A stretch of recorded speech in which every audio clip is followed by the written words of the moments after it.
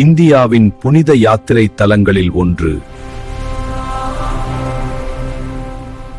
கடலும் பக்தியும் இணையும் புனித நிலம். பாம்பன் தீவில் அமைந்துள்ள ராமநாத சுவாமி கோவில் 12 ஜோதிர்லிங்கங்களில் ஒன்றாக மதிக்கப்படுகிறது.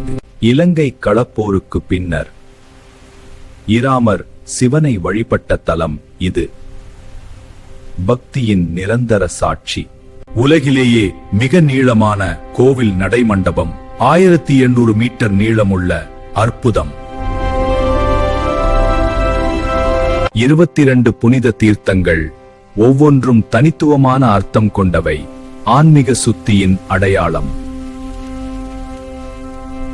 பாண்டியரும் சேதுபதி மன்னர்களும் விரிவாக்கம் செய்த இந்த கோவில் இன்று பக்தர்களின் நம்பிக்கையை தாங்கி நிற்கிறது.